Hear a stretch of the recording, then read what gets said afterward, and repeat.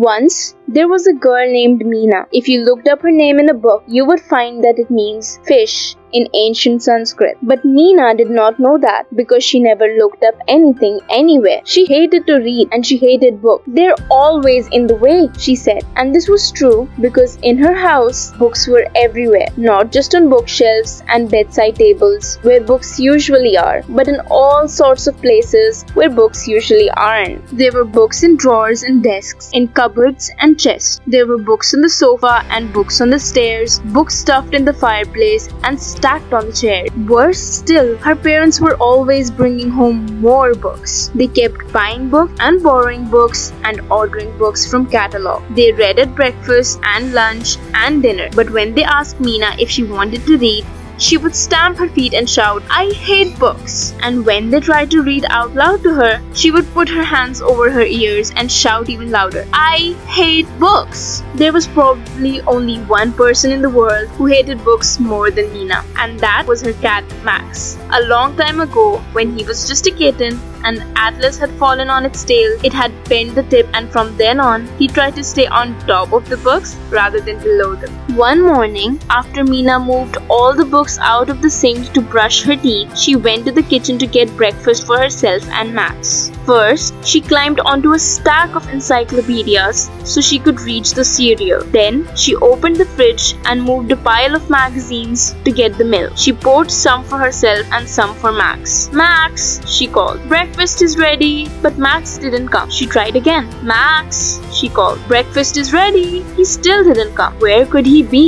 She wondered. She looked in the bathtub and behind the dryer. She looked under the stairs and on the top of the clock. She found more books, but she didn't find Max. Suddenly, she heard a loud meow. She ran into the dining room and there he was, stuck on top of the tallest stack of books in the house. It was made up of all the books her parents kept buying her and she kept refusing to read. At the bottom were big, shiny picture books from when she was a baby. In the middle were alphabet books and nursery rhymes. At the top, right by the ceiling, were fairy tales and adventure stories. They were all covered in dust. "Don't worry, Max," Meena called up to him. "I'll rescue you." She started to climb the pile of books. At first, it was easy because the picture books had hard covers and she felt as if she were climbing stairs. But when she reached the paperbacks, her foot slipped on a book of poetry. She lost her balance and started to slide. Crash!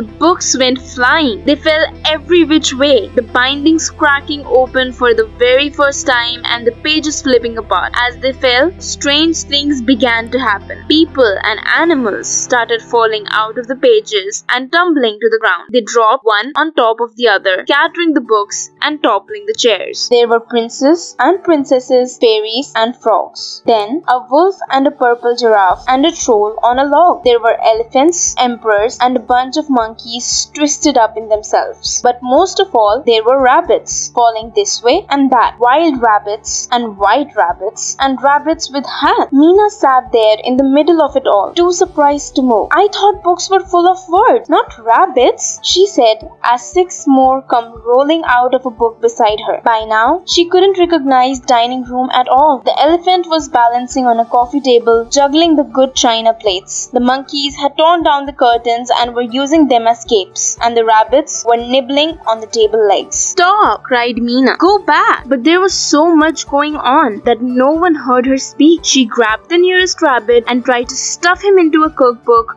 but that scared him so much he wriggled out of Meena's hand and ran away. She opened another book and 4 ducks flew out. She slammed it shut again. "This won't work," said Meena. "I don't know who goes in which book." She thought for a minute. "I know," she said. "I'll go to everyone and ask them where they belong." She started with one strange creature she didn't recognize at all. "Who are you?" she asked. "A is for aardvark," the animal said angrily and marched off in search of her alphabet book. Then she had another idea. She picked up the nearest book book and began to read aloud. Once upon a time, Meena began. In a land far, far away, slowly the creatures stopped jumping and chattering. They came closer and closer to hear what happened next. Soon, they were all sitting in a circle around her, listening to her read. When Meena reached the top of the second page, the cats in the circle jumped up. "That's us!"